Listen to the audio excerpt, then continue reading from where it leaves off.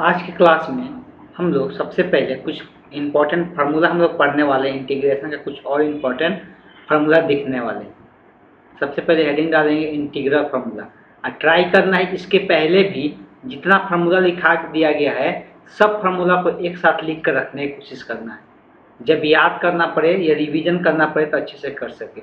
तो पहला आज फार्मूला है 1/x² minus a² into d x का इंटीग्रेशन होता है 1/2a log mod x minus a divided by x plus a plus c होगा। दूसरा बात करते हैं तो दूसरा इसका इंटीग्रेशन फार्मूला होगा 1/ यहाँ पर a² पहले रहेगा अचर पद, तब जाएगा चर का स्क्वायर रहेगा माइनस में, तब इसका integration formula 1/2a log mod of a plus x divided by a minus x plus c हो जाएगा।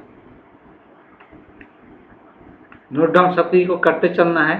3 नंबर जो होगा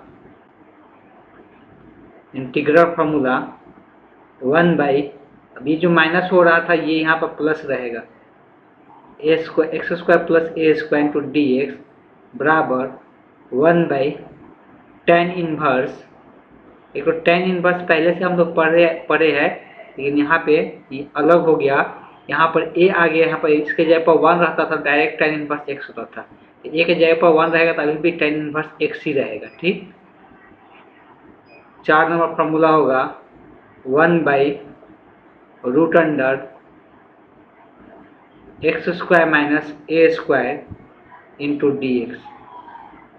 इसका फार्मूला होता है log mod of x plus √root under x² minus a², जो यहाँ पर रूट में रहेगा वही यहाँ पे रहता है, प्लस सी हो जाएगा।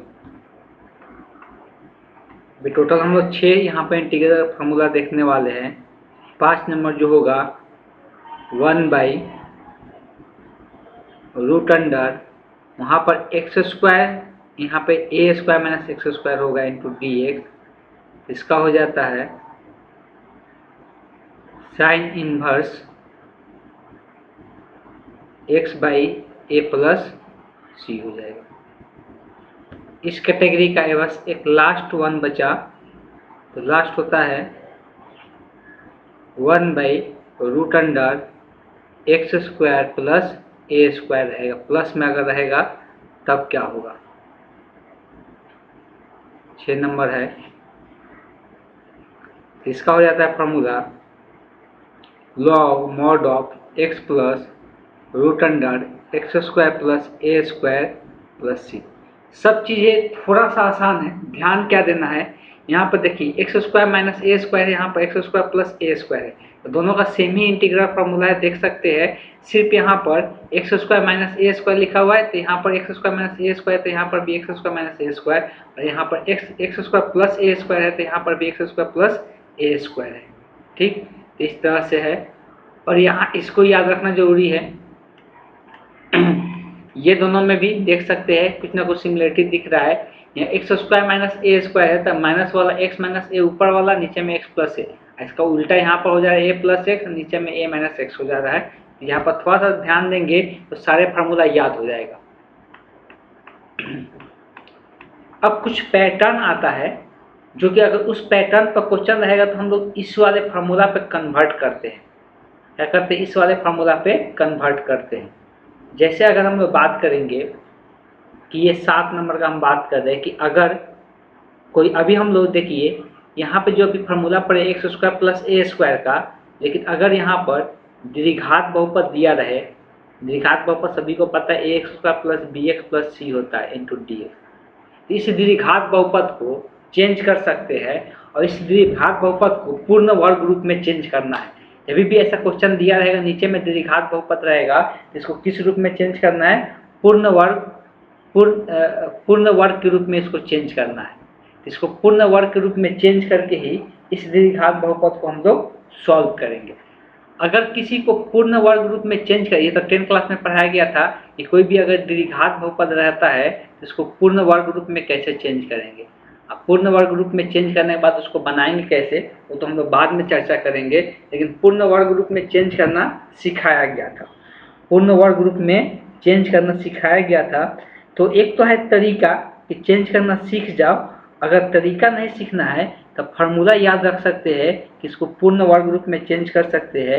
ए into x plus b by 2a के the whole square plus c by a minus b square by 4a square. इस रूप में हम लोग क्या कर सकते हैं, चेंज कर सकते हैं इस फार्मूला के यूज करके। यहाँ पर ये पूर्ण वर्ग रूप में क्या हो जाएगा, परिवर्तित हो जाएगा। तो पूर्ण वर्ग रूप में परिवर्तित होकर हम लोग इसको सॉल्व कर सकते हैं, लेकिन ये फार्मूला याद रखना बहुत डिफिकल्ट है। इसलिए हम ये कहना चाहेंगे कि ये फार्मूला याद नहीं रख के हम क्या करेंगे, पूर्ण वर्ग रूप में चेंज करना सीखेंगे। अब पूर्ण वर्ग रूप में जैसे ही चेंज हो जाएगा तब हम लोग कोई ना कोई ऊपर वाला फार्मूला ही यूज कर लेंगे और यूज करके हम लोग इंटीग्रेशन कर पाएंगे। और भी कुछ पैटर्न मिलेगा, जैसे यही रहेगा, सेमी पैटर्न रहेगा। और सिर्फ यहाँ पे क्या रहेगा, ये बिना रूट का है, एक रहेगा रूट के अंदर एक द्विघात बहुपद रहेगा, रूट के अंदर द्विघात बहुपद रहेगा। तो यहाँ पर भी सेम वही प्रोसेस करना है। यहाँ पर भी इसको क्या करना है, इसको पूर्ण वर्ग रूप में चेंज कर लेना है। क्या करना है, तो इसको भी पूर्ण वर्ग रूप में चेंज कर लेना है। तो इस बात को ध्यान में रखना है। पूर्ण वर्ग रूप में चेंज करने के बाद फिर से हम लोग ऊपर वाला ही फार्मूला यूज करेंगे। सब हम लोग क्वेश्चन से देखेंगे। एक नया पैटर्न मिलेगा इसमें, जो कि 9 नंबर में मिलेगा।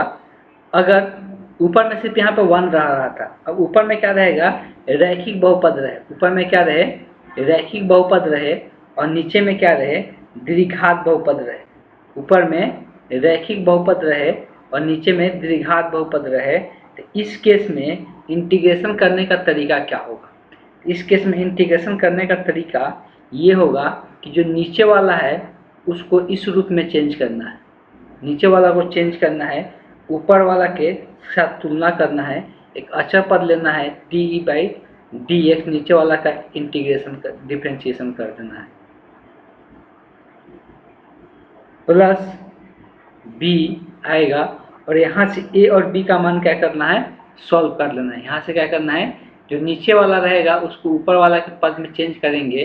तो यहाँ पे क्या करना होगा, उसके बाद इसको जो आएगा इसे a और b, कैपिटल A और B का मान सॉल्व करके ऊपर वाला को इस रूप में हम लोग क्या कर सकते हैं, लिख सकते हैं। दोनों का मान समान ही आएगा, जिससे ये क्या हो जाएगा, क्वेश्चन बनाना आसान हो जाएगा। तो ये प्रोसेस अपनाना है और यहाँ से a और b का तुलना करके दोनों तरफ a और कैपिटल A और कैपिटल B का मान निकाल देना है। सबसे पहले यही काम करना है।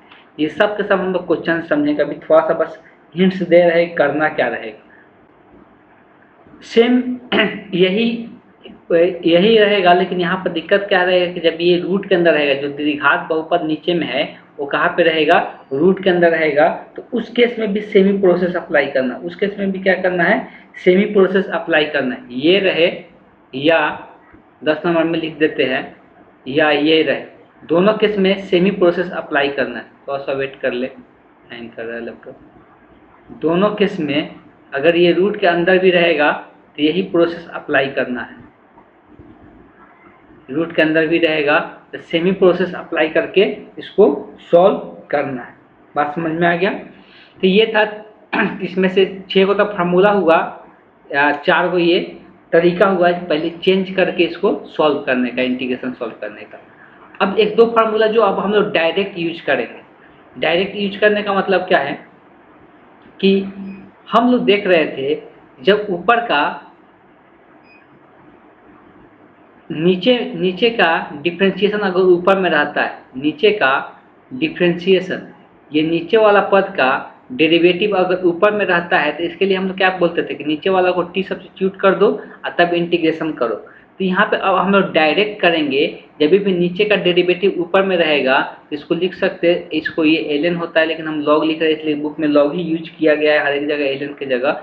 इसका log f of x mod plus c हो जाता है, इसी यही इसका इंटीग्रेशन हो जाता है। जब नीचे का डेरिवेटिव नीचे का डेरिवेटिव अगर ऊपर में प्रेजेंट रहता है तो उसका डायरेक्ट इंटीग्रेशन हो जाएगा log f ऑफ x हो जाएगा। log f of x mod, यहाँ पर मॉड का साइन रहेगा, f ऑफ नीचे वाला का सिर्फ log लेना है, वही उसका डेरिवेटिव हो जाएगा। इस बात को ध्यान में, सब्स्टिट्यूशन विधि से भी बनाएंगे तो वही आंसर आएगा। सब्स्टिट्यूशन विधि से भी बनाएंगे तो वही आंसर आएगा। अगर एक दो फार्मूला और याद रखना चाहते हैं तो याद रख सकते हैं ऑब्जेक्टिव वगैरह बनाने के लिए। जैसे कि अगर यहाँ पर ध्यान दें हम क्या बोलना चाहते हैं, अगर f ऑफ x है, इसका घात n है, इसका घात कितना है n है, और इसका डेरिवेटिव यहाँ पर इसके साथ प्रेजेंट है, dx के साथ इसका डेरिवेटिव अगर यहाँ पे है, अगर dx के साथ इसका डेरिवेटिव यहाँ पे प्रेजेंट, जिसका घात n है उसका डेरिवेटिव अगर यहाँ पे है, तो यहाँ पे हम लोग इंटीग्रेशन फार्मूला यूज कर सकते हैं डायरेक्ट f ऑफ x के power n+1 divided by n+1 plus c। यही इस क्वेश्चन का आंसर हो जाएगा, यही इस क्वेश्चन का आंसर हो जाएगा।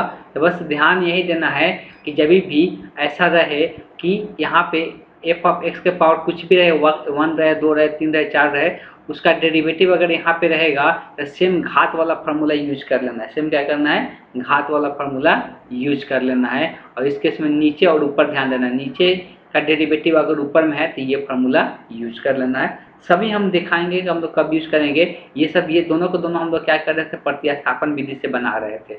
अब लेकिन हम ये दोनों केस में बिना प्रतिस्थापन से डायरेक्ट ये फार्मूला यूज करके बना लेंगे, इसलिए कि अब हम लोग का जो इंटीग्रेशन मिलने वाला है वो बड़ा सा इंटीग्रेशन मिलने वाला है, इसलिए हम लोग ये प्रोसेस यहाँ पे अप्लाई करना पड़ेगा।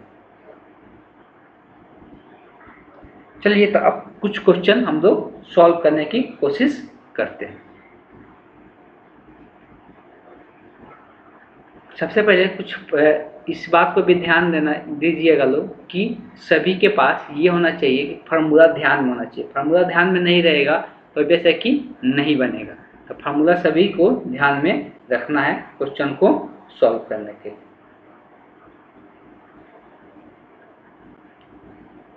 अगर बुक वगैरह है एनसीईआरटी का तो आप देख सकते हैं, हम डायरेक्ट यहाँ क्वेश्चन लिखने जा रहे हैं। ये 8 नंबर एग्जाम्पल है, 8 नंबर, कौन सा एग्जाम्पल 8 का 1 नंबर क्वेश्चन। एग्जाम्पल 8 का अगर 1 नंबर क्वेश्चन लेते हैं, 1 नंबर क्वेश्चन में दिया हुआ है 1/x² माइनस 16 इंटू dx। तुरंत फार्मूला ध्यान में आना चाहिए कि एक x का स्क्वायर है, एक अचर पद है, बीच में माइनस साइन है। तो अभी हम लोग तुरंत देखे थे इंटीग्रेशन फार्मूला कौन सा, 1/x², यहाँ पर a² इंटू dx था। ये इंटीग्रेशन फार्मूला अभी हम थोड़ा देर पहले ही देखे, 1/2a log mod of x minus a divided by x plus a plus c होता है। बस अब यही क्या करना है कि जो 16 है उसको किसी चर के स्क्वायर के रूप में लिखना है। 16 को किसका स्क्वायर 16 आएगा, बस यही बात को ध्यान देना है और फार्मूला यूज कर लेना है। अगर इसको हम लोग ध्यान देते हैं, हमको पता है कि 4 का स्क्वायर कितना आता है, 16 आता है। अब a का मान यहाँ पर क्या हो गया, 4 हो गया।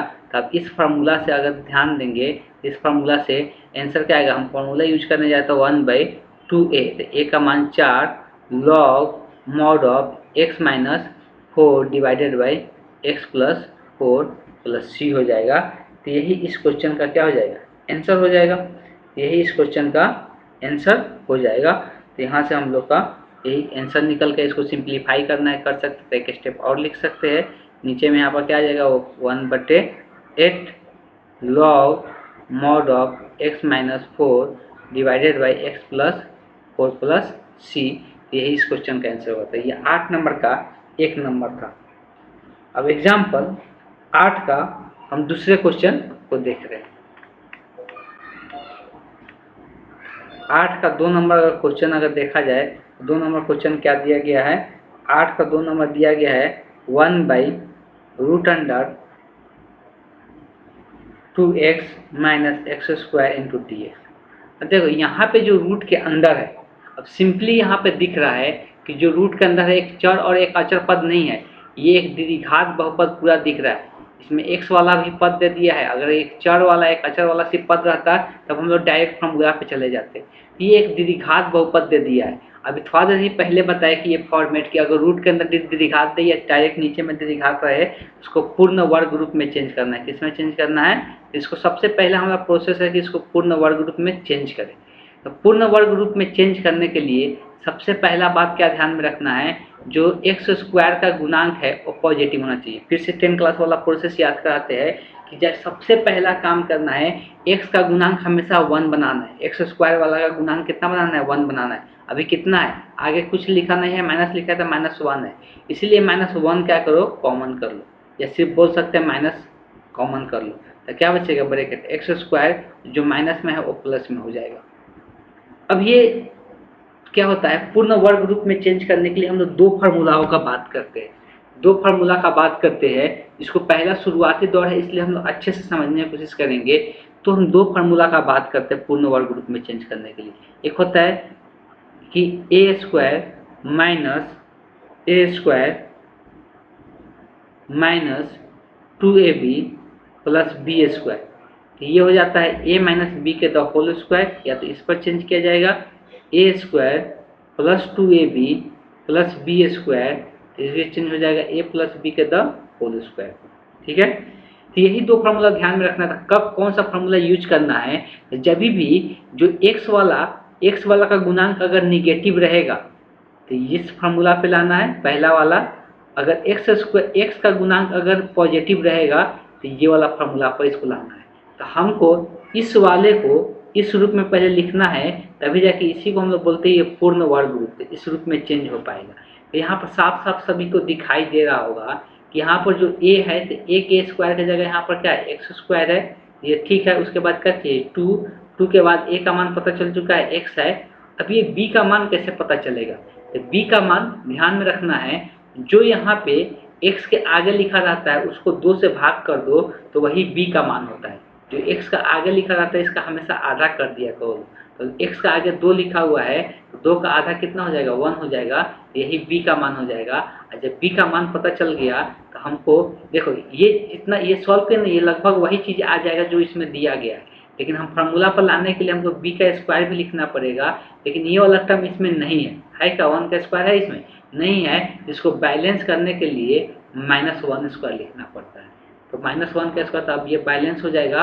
अब यहाँ से जो यहाँ तक है, यहाँ से जो यहाँ तक है, ये तो इस फार्मूला पे चेंज हो जाएगा a माइनस बी के द होल स्क्वायर फार्मूला पे।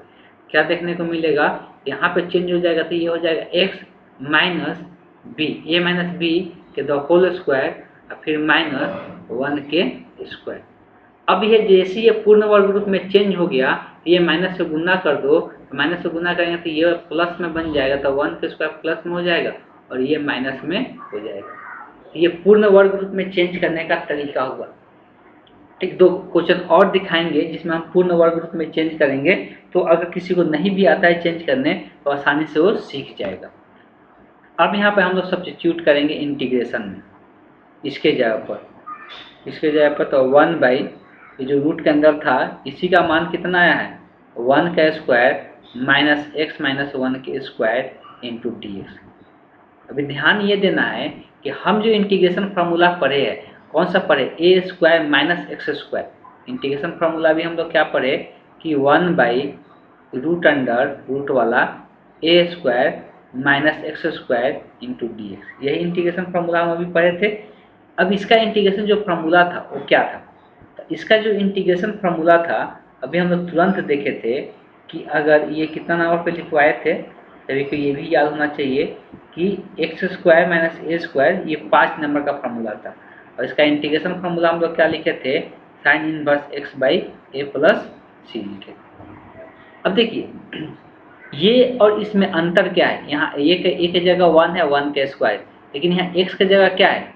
तो ध्यान देना है, एक्स के जगह क्या है? एक्स के जगह एक्स माइनस 1 है, यही है ना? ध्यान देना है क्या बोल रहे हैं? यहाँ पर माइनस है, इस एक्स के जगह क्या है? एक्स माइनस ए है। तो ये एक रैखिक बहुपद है, ऐसे रैखिक बहुपद में चेंज किया गया है एक्स माइनस ए। तो जब भी एक रैखिक के जगह दूसरा रैखिक बहुपद रहता है, मतलब एक्स के जगह एक्स को अगर रिप्लेस किया जाता है एक्स प्लस बी से, यही रैखिक बहुपद होता है ना। एक्स को अगर रिप्लेस करते हैं इंटीग्रेशन में एक्स प्लस बी से, तो हमेशा सिर्फ एक्स का जो गुणांक होता है उससे क्या हो जाता है, भाग हो जाता है। बाकी इंटीग्रेशन फार्मूला में कोई भी चेंजिंग नहीं आता है, ये बार बार बताते आ रहे हैं। यहाँ पर भी सिर्फ एक्स रिप्लेस हो जाएगा एक्स माइनस 1 से, और ए का मान तो यहाँ पे 1 है ही, तो इसमें सिर्फ एक्स का गुणांक कितना है, एक्स का गुणांक कुछ नहीं है, मतलब 1 ही है, तो 1 से भाग करेंगे तो फिर भी उतना ही रह जाएगा, इसमें कोई चेंजिंग नहीं होगा, डायरेक्ट यही फार्मूला यूज हो जाएगा। और ये फार्मूला अगर हम यूज करते हैं तो क्या बन जाएगा, साइन इनवर्स एक्स की जगह है एक्स माइनस 1 और ए की जगह है 1 प्लस सी। अब यहाँ एक्स का गुणांक 1 है तो 1 से भाग करने का कोई मतलब नहीं बनता, वही रहेगा, बच जाएगा sine inverse x minus 1 plus c हो जाएगा। यही इस क्वेश्चन का आंसर हो जाएगा।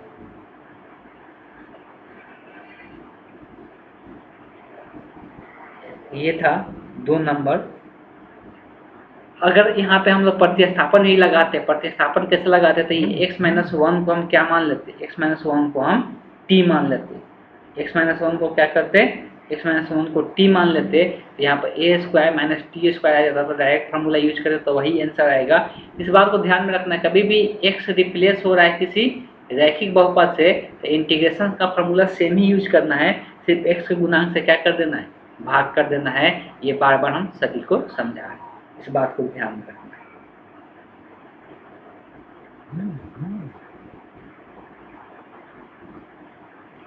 इसके बाद जो है वो हम लोग को 9 एग्जाम्पल 9 पढ़ना है, और वैसे ही हम लोग को जो द्विघात बहुपद दिया गया रहेगा उसको पूर्ण वर्ग रूप में चेंज करना होगा। पूर्ण वर्ग रूप में चेंज करने के लिए ध्यान देना है, सभी को आना चाहिए। कैसे, वो 2-4 क्वेश्चन जब हम बता रहे तो उसमें अभी हम डिटेल में बता रहे हैं कि पूर्ण वर्ग रूप कैसे यूज करना है।